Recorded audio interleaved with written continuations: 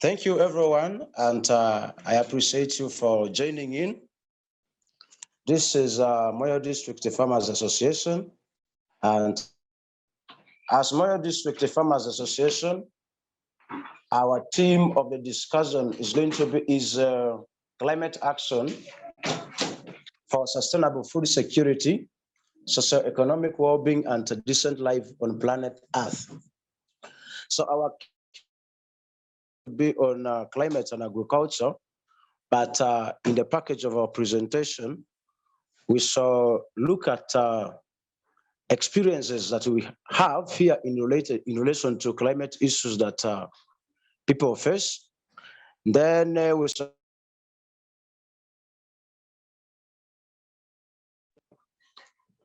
the people employed to adapt to the changing condition. We shall as well look at some of the lessons we have learned over the past years and recommendations as well. So straight away, as a point of introduction, as Moyo District Farmers Association, we realize that sustainable food security and socio-economic well-being and decent life on the planet Earth requires climate action. Meaning that decent life on Earth will never be possible if the issue of climate is left out. Because without climate action, we were able to realize that achieving sustainable food security and as well as socio-economic well-being and a decent life on Earth cannot really be achieved. So straight away, I'm going to hand to one of our speakers who is here with us. Is going to take us through some of the key climate issues that we face in the region. And our discussion is going to be also in twofold in the issues because Moyo District Farmers Association works in Moyo here, and we also have refugee context. So there are certain issues which are basically based on a refugee-related context, and others are in a generalized time. So I'm going to welcome one of our speakers. Madam is going to introduce herself and also speak about the key issues that are being experienced because of the recent change in climate. And I'm going to hand you over to her. Thank you. Yes, hello everybody. My name is Lagua Jen. I work for Moyo District Local Government, the production department, and I work as the agriculture officer for one of the sub-county, that is Moyo Town Council. For sure, if you look at climate change in relation to our area, that is Moyo District, we have a number of issues that we have been experiencing. One of it is drought. A very recent example is the whole of the first season of this year was so much covered by drought that we lost all what we have put in our garden.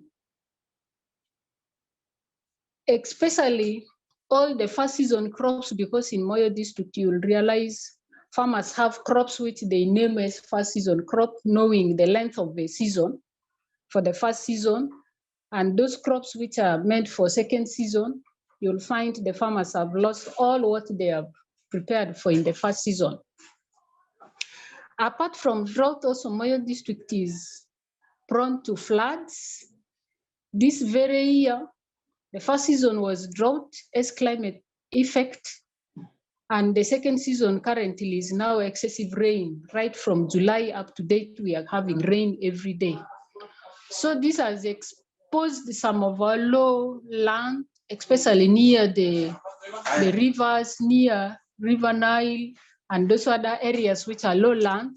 They are experiencing currently a lot of flooding, especially where the rivers are full. You find them breaking their banks, and then all what investment the farmers put near these rivers is really destroyed by floods. Inclusively, even areas of residence, breaking of houses. You know, we have a community which are really not very strong enough in terms of resources. So the houses they put are normally, in most cases, easily affected by floods. So they are losing their homesteads to floods. Another key issue we have in relation to climate change is high temperatures. The temperatures go very high, and it so much affect especially areas along the Nile. You know, one of our boundary to the next district is marked by River Nile. And along this Nile, you'll find there's a lot of high temperatures, especially during the dry season. The dry season here we experience is by the end of the second season, the second growing season. So those high temperatures affect our crops which grow for more than one season. You'll find once that period comes, the crops we grow which are taking more than one season dry up, and there is a lot of moisture loss and the yields are always low. Another very key issue as far as climate change is concerned in Moyo district is unreliable onset of rain. This affects the farmers' planning a lot, because the farmers have to prepare. You will find they prepare the land very nicely, but the rains don't come. It increases the cost of production for these farmers, because if it takes more than a month, you'll find they will have to replow. And replowing means more money used for production. That means their cost of production always goes up. By the time rain comes, you'll find there's a lot of expenditure on the same piece of land where they are going to grow their crop. So this is really affecting our production a lot in Moyo district. And planning for production is also being affected, because you can plan very well, but when rains don't come, you'll find your planning is always disorganized. You have to replan. So this is how the farmers are struggling with the climate change in the district as far as onset of rain is concerned. Also, infestation by pests and diseases and parasites, both for crops and livestock, is becoming rampant. Because of the changes in weather, you'll find when the temperatures go high, there is multiplication of most pests and parasites that is affecting also our crops in the garden and also the livestock. In the recent years, we had a lot of infestation by armyworm that is on our maize crops, which are grown in the first season. Year in, year out, farmers have been suffering from this very pest, simply because of climate changes and rising temperatures, which made it favorable for this very pest to multiply. So it had been affecting our crops a lot, especially the maize, and the yields have gone down. That means hunger was really affecting our farmers. Then generously, there is also general crop failure.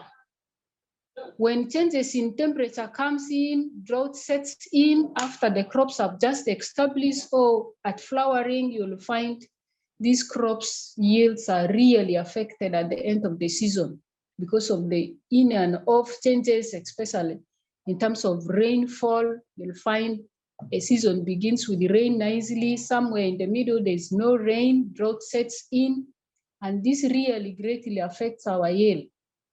And this makes farmers harvest very little, and food insecurity sets in, and this becomes a challenge for the people of Moyo. So these are the major key issues which are really hitting our community in Moyo. And we feel it really needs action so that we really get on top of this and we find solutions so that our farmers can really get some harvest. Thank you so much. I give you back to one of our presenters. Okay, back to Justin. Hello.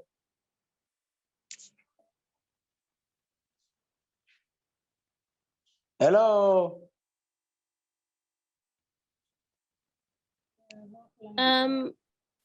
Excuse me, Justin? Yes, please. Do you have a question for me? No, I have a question. I don't have a question. I'm asking whether someone is getting me. Yes, we hear you.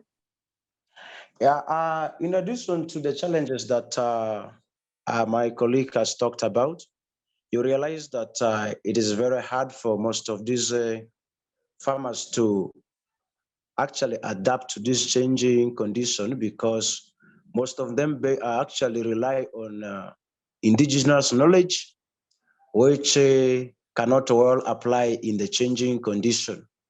So you see that our community mostly depends on the knowledge which they have from their forefathers, and in the changing condition, most of the smallholder farmers are not able to adapt to the changes, and you realize that almost all these events or issues that arises goes unaddressed, and this is greatly contributing to low production in the agricultural system, which directly translates into food insecurity, and the farmers continues to remain vulnerable to extreme events, and they face that difficulty, as my colleague has said.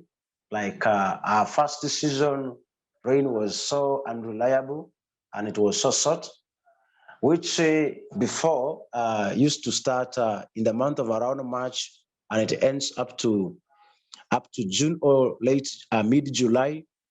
But currently, because of the change in the climate, you realize that even in May, sometimes you don't find rain coming, and the duration tends to be very short. And this is really affecting communities and the people around so much. So we want to also discuss briefly about the key drivers, or is what is causing this thing in our area.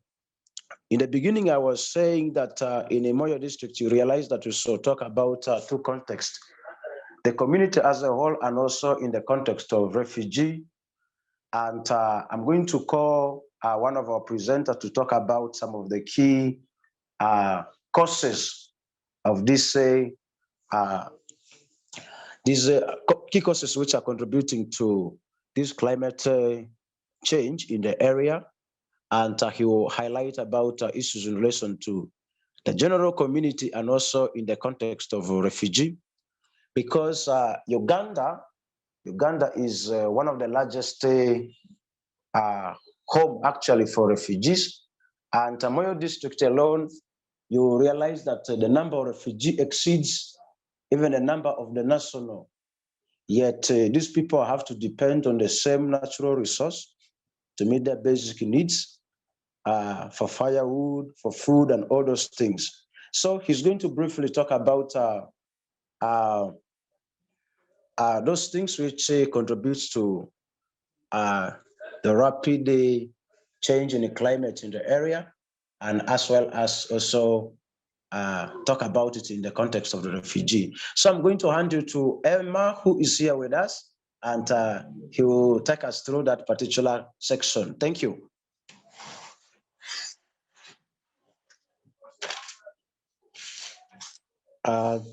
Thank you, Justin and Madam Jane for the progress so far.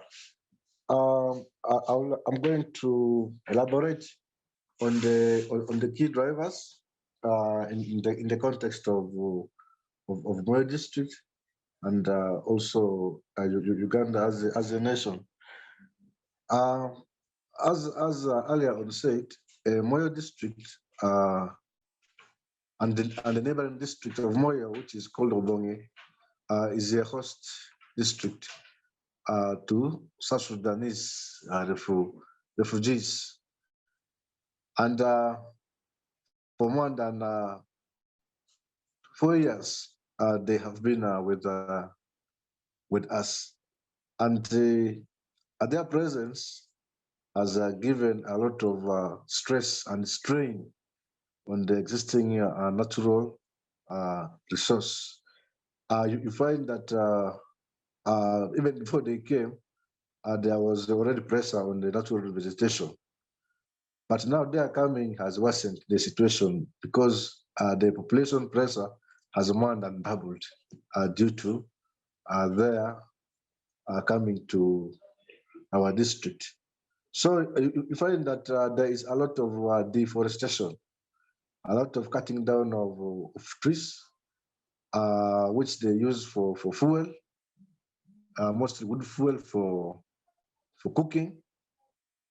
And you find that because of this, they have cleared all the nearby forests around their homesteads.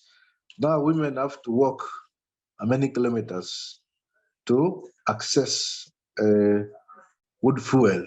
And also this brings in a social conflict between the refugees and the host communities.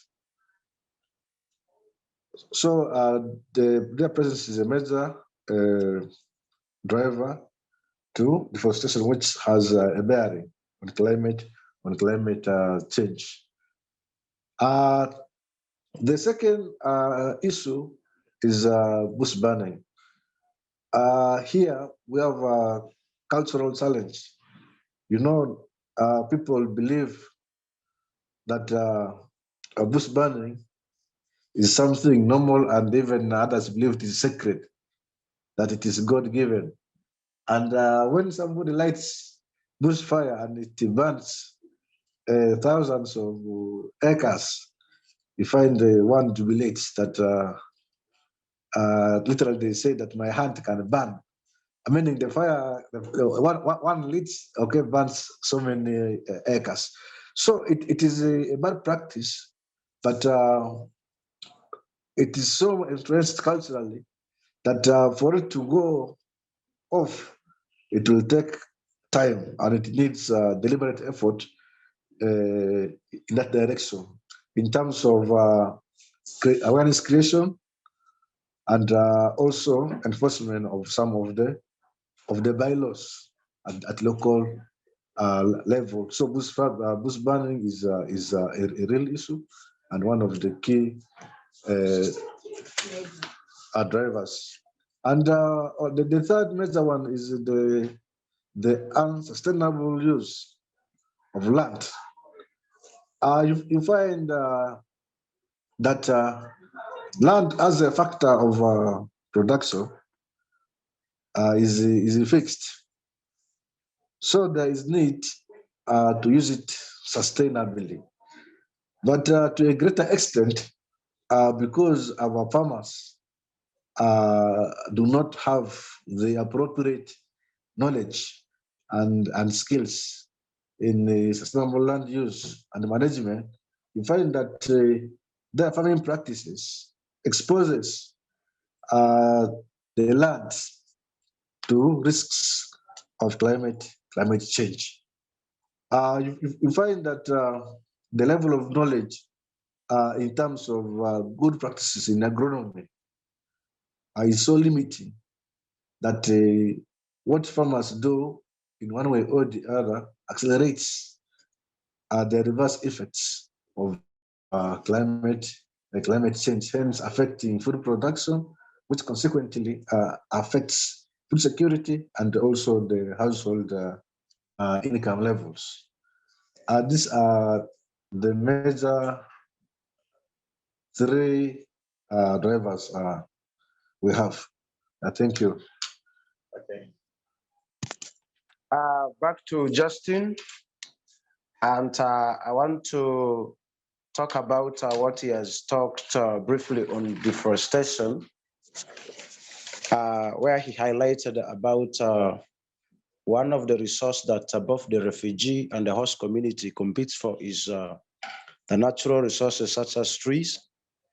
And yeah, I want to talk about some more about that. You realize that the tree cover in the area or region has greatly reduced because of the pressure created by the refugee influx into the district, as well as the local community depending on these trees for fuel wood. But what makes the situation to go worse and worse is that most of the community members use unsustainable cooking options.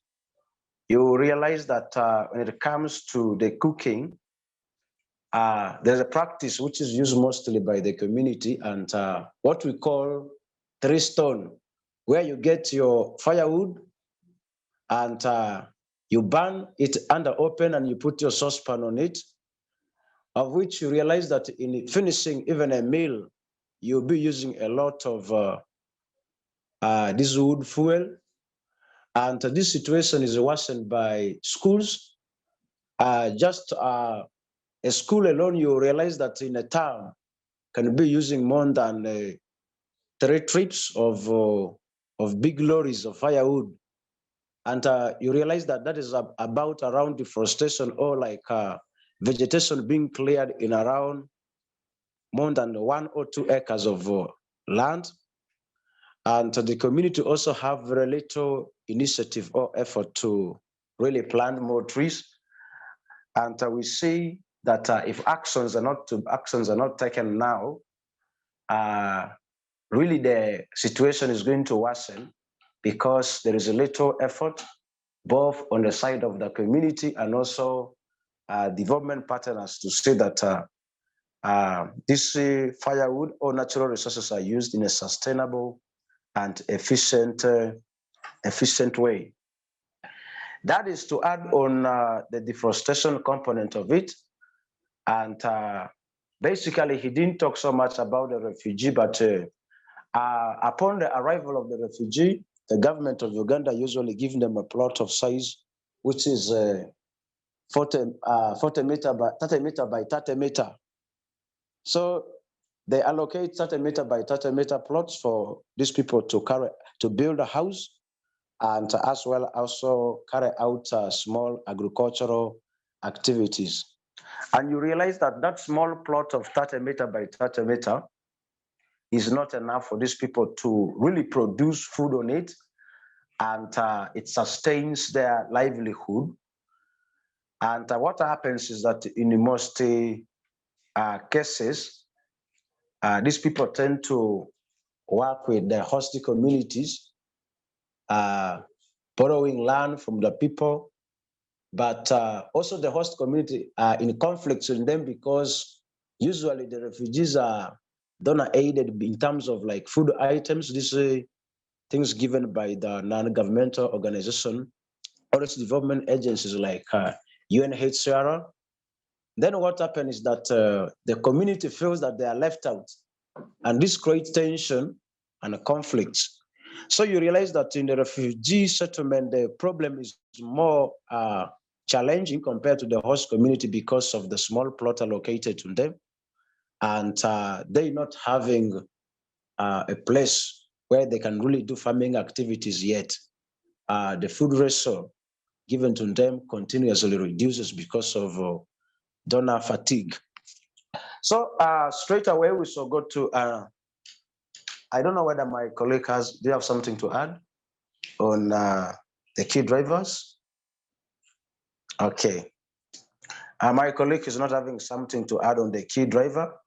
And straight away we shall go to the next part of our presentation. Next part of the presentation is going to look at some of the problems that arose because of such practices that the community are doing in the land, especially what Emma has highlighted. So I'm going to take you back to Madame Jane, who is going to take us through some of the key challenges that people are experiencing because of these unsustainable practices that the community and also the refugees involve themselves in.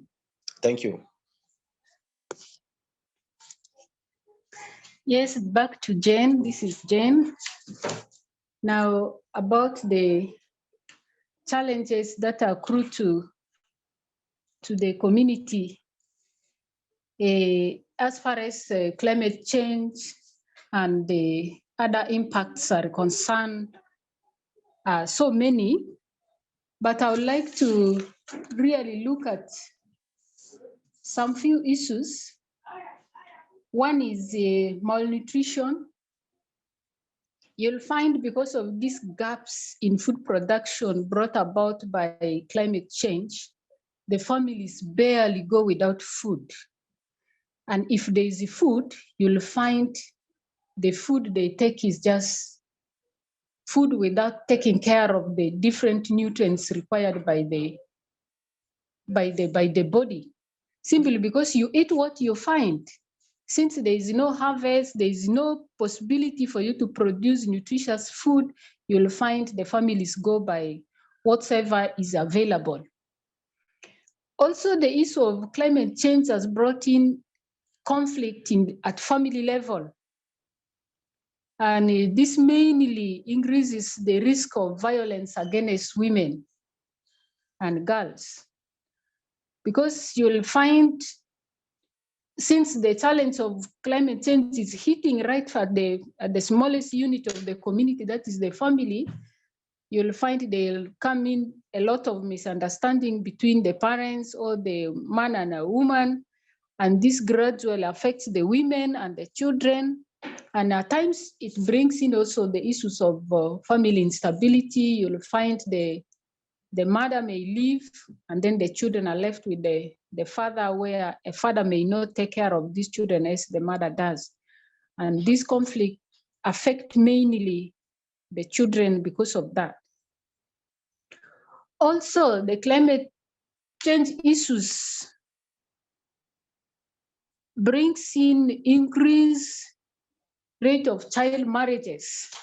For the young girls who should be at school, you'll find, because now there is no resources at hand, parents tend to force these children to get married so that they get some resources to afford the scarce food, which are in most cases very expensive in the market.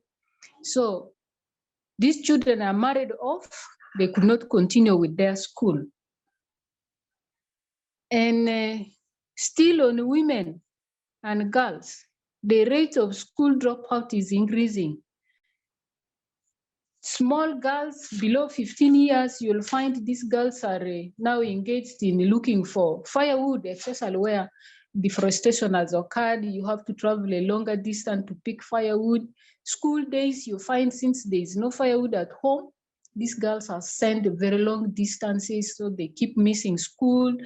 They continuously begin losing interest to go to school, because on and off going to school affects them a lot, and you'll find the rate of school dropout in Moyo is very high among teenage girls than the boys.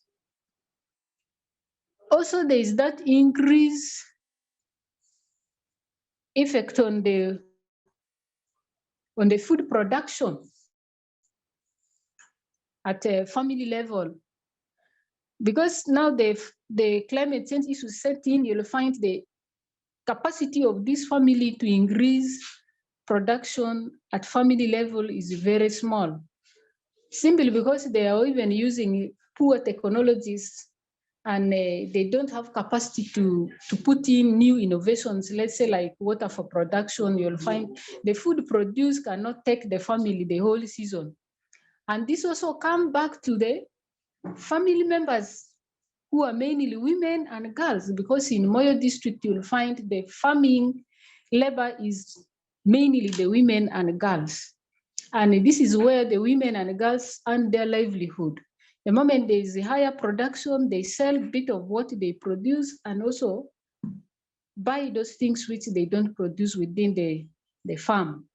And as well as the other livelihood things they will need, normally they sell what is produced. And when climate change sets in, you'll find the production levels go down, and this greatly affect their livelihood as a family.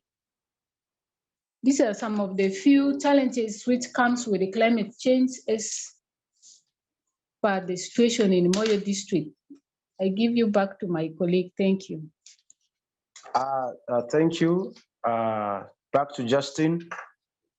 I wanted to add on what she talked about, particularly early marriages or school dropout among the teenagers. And just like she has said, because of the long distance that the young girls have to travel to collect firewood on daily basis to cook, what happens is that in most cases, some of these young ladies end up being raped because they travel more than 3 kilometers in search for fuel wood for cooking. And it's really worth noting that the issue of climate change and the tension it has caused on natural resources is greatly affecting men and women in a different way. And the aspect of fuel shortage, you realize that greatly affect the women because the women or the ladies or the girls take more time in search for this firewood collection. And because of the long distance they do cover, most of them end up being like oppressed or abused sexually when the distance are far and they are caught up maybe by other people in the area. And also the access to resources and control of resources for both men and women is different. And you realize that climate change affects both women and men in a different way because of that context. So straight away, I don't know if Emma has something to add on how these things are affecting the people. If he's not having anything to speak in relation to that, however, the challenges are there. I think there are also some adaptive strategies that the people try to employ, both the community and also the government plus other community-based organizations and NGOs are doing to see that the community tries to cope up. So I'm going to take back to Emma, who is going to discuss briefly to us some of the adaptive strategies that the community employs to see that they try to cope up with the issue of climate change. And back to Emma. Thank you, Justin and Madam Jane. I'm going to highlight on some of the adaptive measures that so far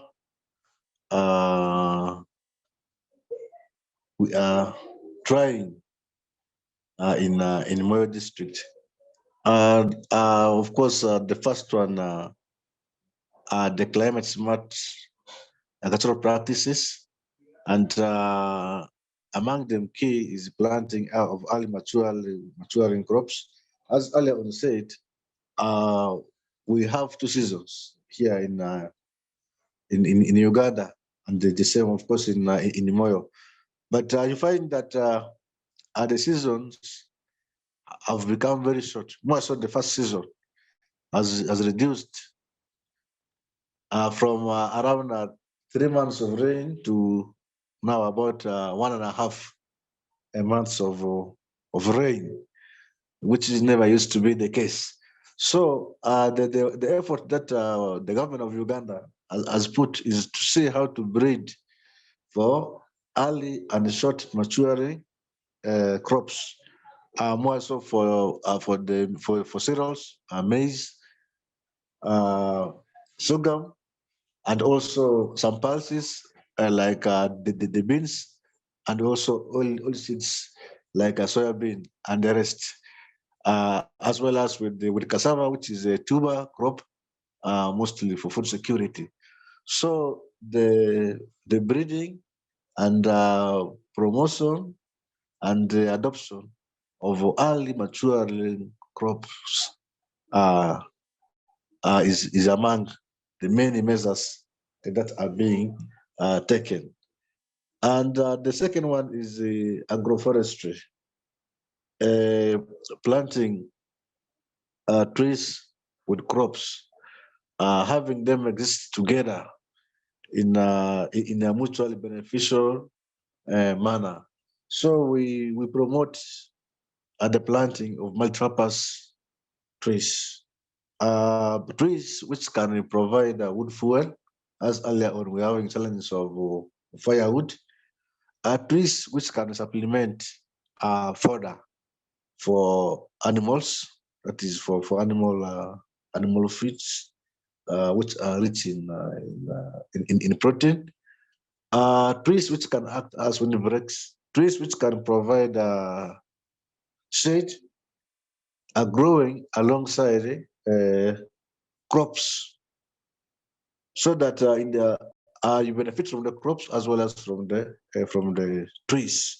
So agroforestry practices are being popularized to that effect. Then we also have the drought tolerant crop varieties. You find that different crops tolerate stress to different levels. So having much of our production time being very hot, we need to have crops which are resilient to extreme temperatures of heat. So the crops which are being bred by government with support of the private also sector, and which are in the market under promotion and in popularization by both government and private sector. So we have those drought-tolerant cereals, more so the maize and the sorghum, and other crops.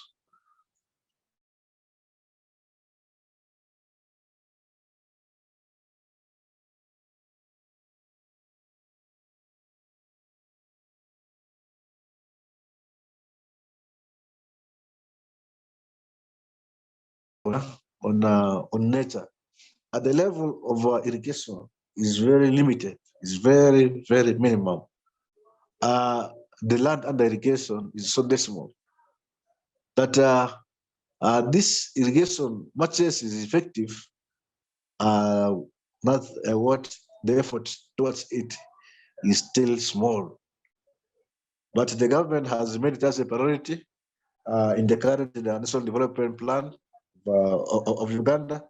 So they are steadily increasing investment in water for production. Nevertheless, we are trying other easier and simple options of irrigation,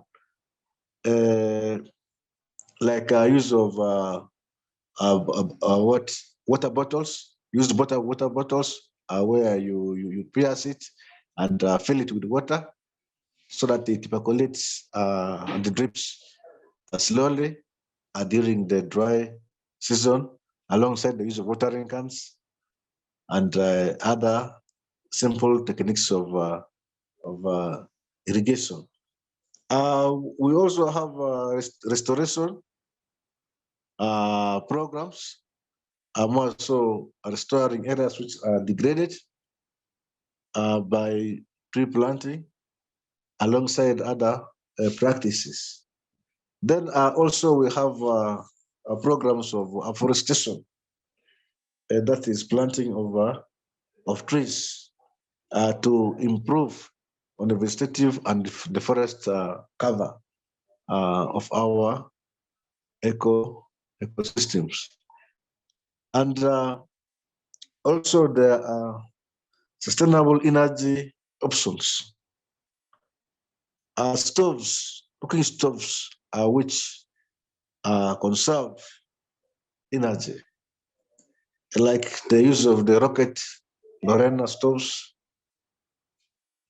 use of biogas, but biogas is still an evolving technology here in Uganda.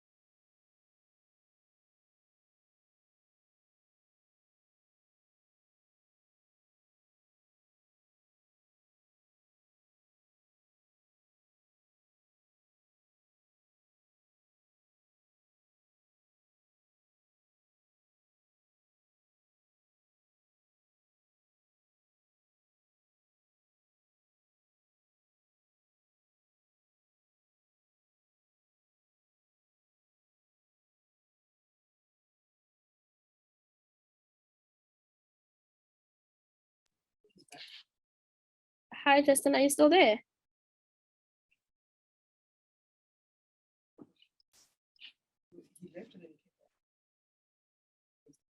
Mm.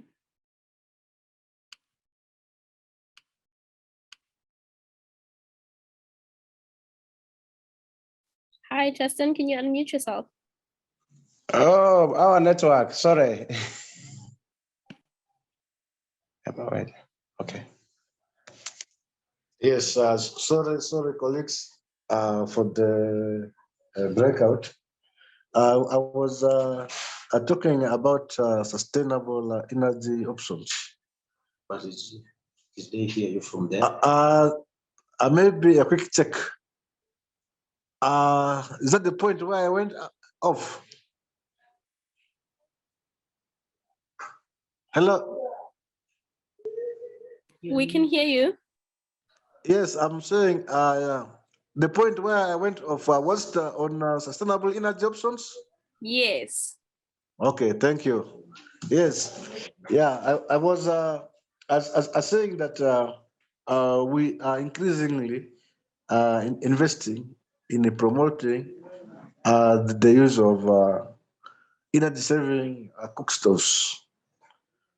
As you know that here we are so much dependent on the biomass fuel, mostly from wood. So we are promoting cook stoves, which take as little charcoal and wood as possible, so that we can conserve our environment.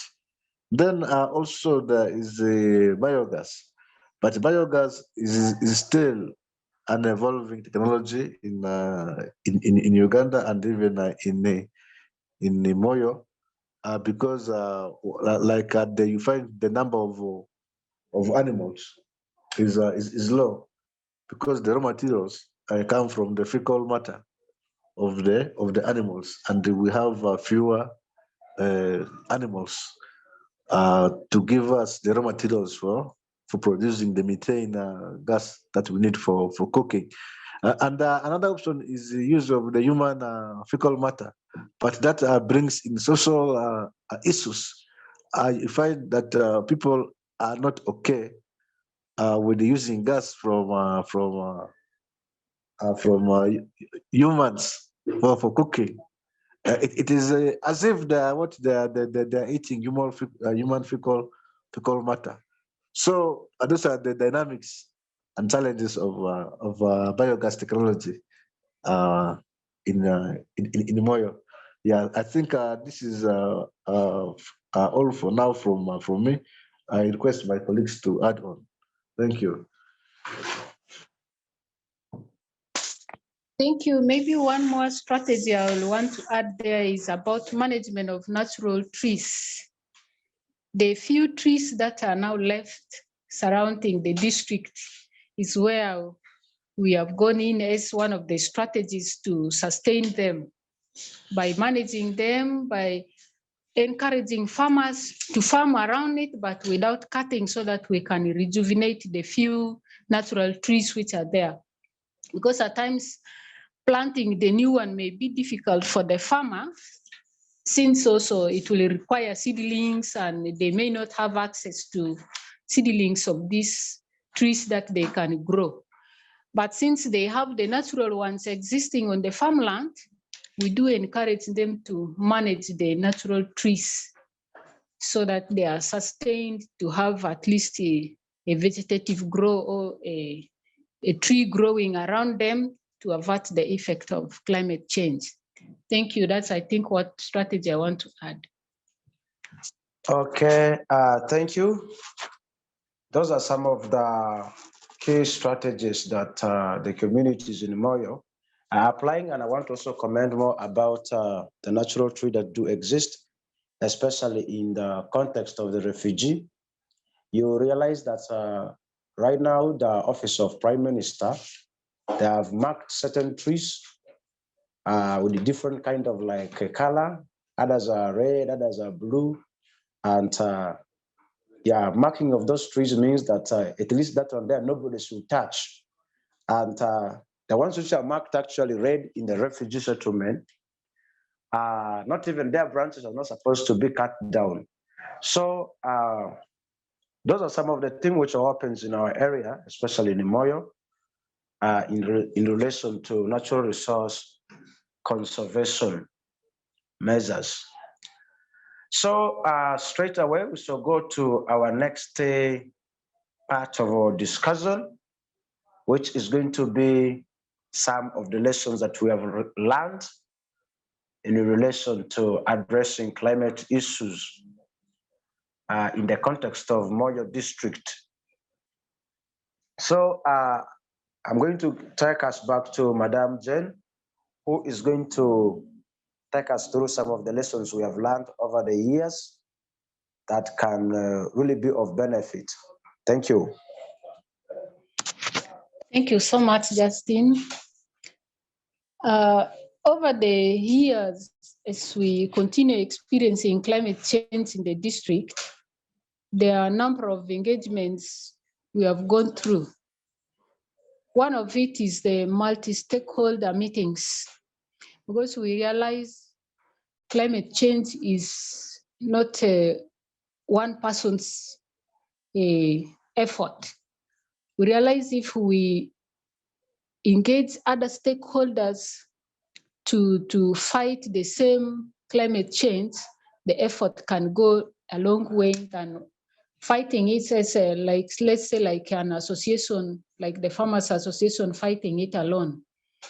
So we had been holding meetings with the other stakeholders, especially implementing partners and the district natural resource and the production department.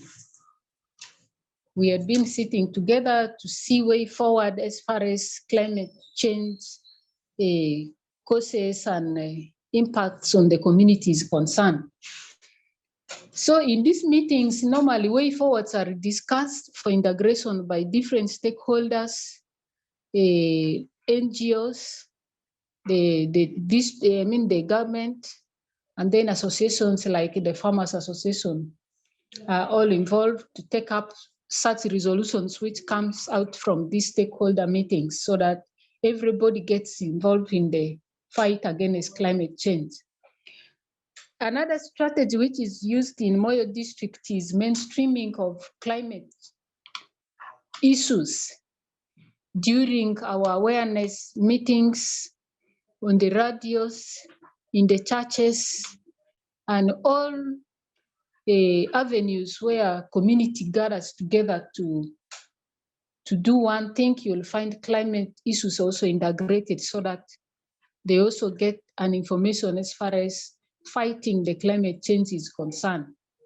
So this has also helped us a lot because it had not been easy to go only climate change at times because of resource constraints. So integrating these activities in other activity was an excellent attempt, which has helped us a lot. And then also using other knowledge, other technologies, apart from the indigenous knowledge, was also a very important attempt we have made. Because as earlier on we had said, the issue of bush burning in Moyo is just a luxury, it's just an excitement, it's supposed to be celebrated. But with exposure visits and other technologies we have used and other learnings we endeavor to give for our farming community, you'll find now they are moving away from their indigenous thinking that climate change is permanent and cannot be resolved. So this has worked in the current situation, and it has really helped the community to move some inch at least towards resilience to this climate change, though not really fully to really control climate change in totality, since we know climate change is something that cannot be controlled in one day. So that so far is our small lessons learned, and we think if we add to this, climate change may effect, especially its impact on the community, may be regulated to some extent to help the community to afford really food from their farmlands. Thank you. Thank you so much. In addition to what Madam Jen has said, we also realize that the people are aware that the climate has changed. One of the key lessons we learned is that everybody around has noticed the change. And people know that things are not happening the way it used to be. So there is really a very great awareness among the community or the population about the change in the climate. And this will require a regular and continuous action, as my colleague has said, that one day process, or it's like and one action may not be enough to really address the issues of climate change. So this one here will require regular and continuous action by the community and also everyone. And also we learned that for these programs or activities to address climate change to succeed,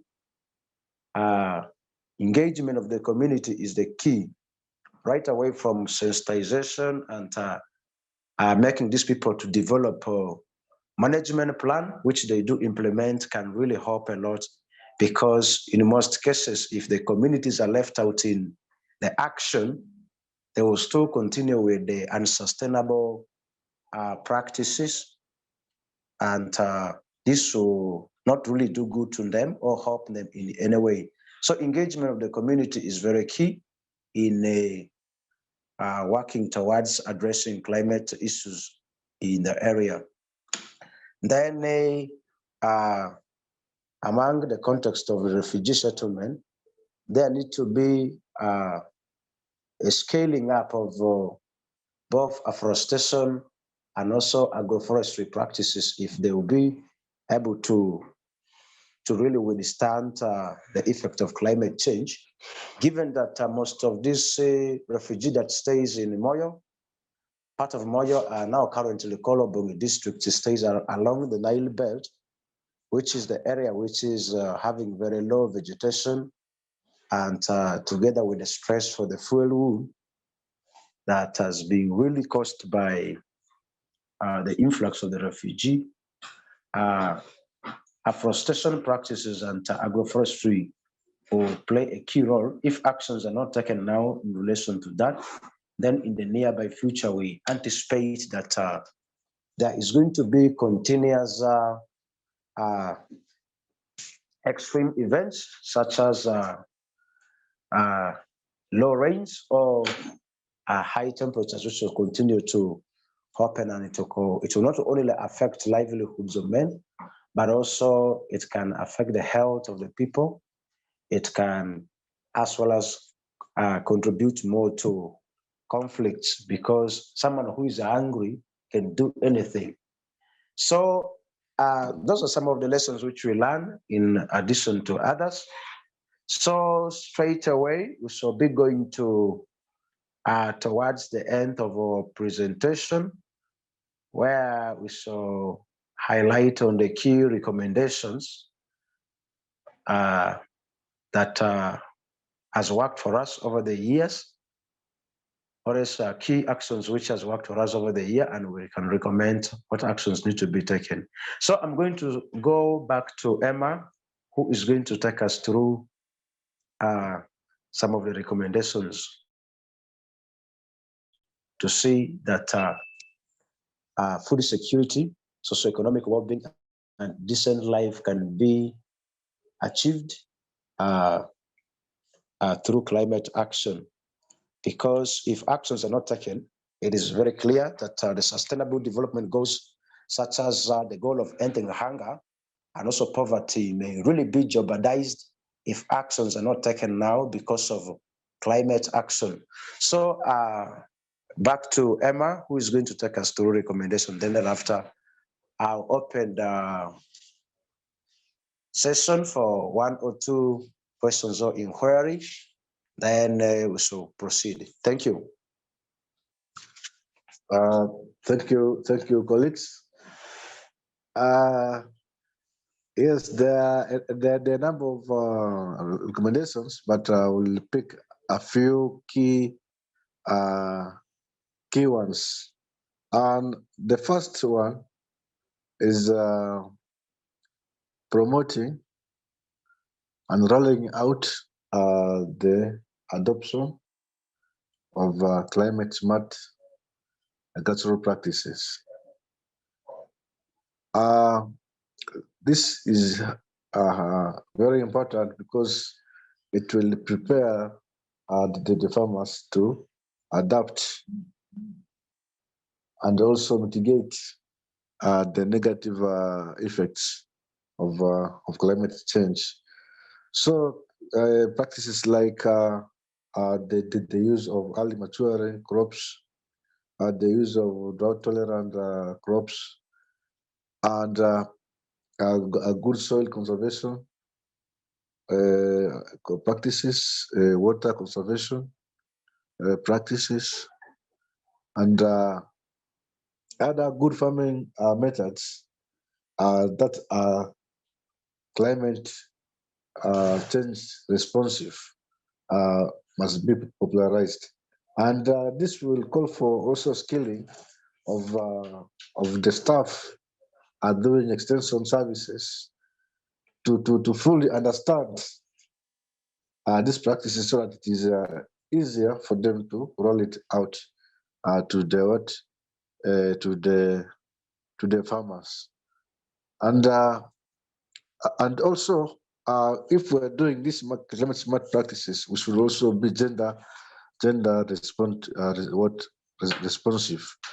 We must take into account issues of women and of the youth. We should look at the technologies which are appropriate for women and also for the youth, so that farming also is attractive for our women and also our youth, so that they get enough food, that they have good nutrition, and also they have money in their pockets and in their households. Then we also need to have innovations of creating awareness creation on climate change. We must not only have the traditional method, but we should have diversified ways of awareness creation. Like use of technologies, simple technologies, okay, like some apps on our phones, because most also some farmers have access to mobile phones, so they can access online information on climate change. Use of the print media and also other electronic media channels to create awareness on climate change. And also we need to invest more money, more time, and more energy in water for production, as our farmers are heavily dependent on nature that now has become unreliable. And now nature has betrayed farming. So we need to see how to ameliorate the effects of drought by having irrigation.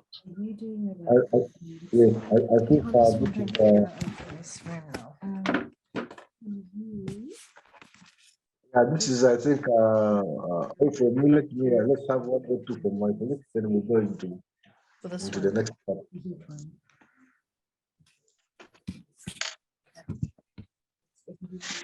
Okay, thank you.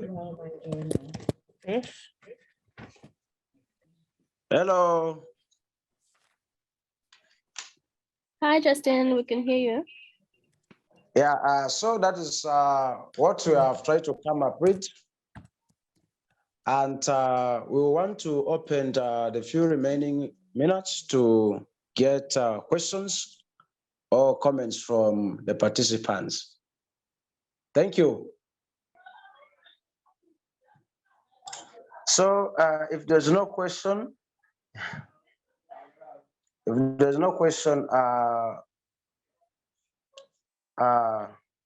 are saying that without climate actions, achieving sustainable food security, that is like ending hunger in the Sustainable Development Goal, and socio-economic well-being and decent life on Earth cannot be achieved. And if we are to really have sustainable food security, socio-economic well-being, and decent life on Earth, actions need to be taken by now, and it should be taken by everybody. So that's what you have from Moyo District Farmers Association. We would like to appreciate you for your time. That's the end of our presentation.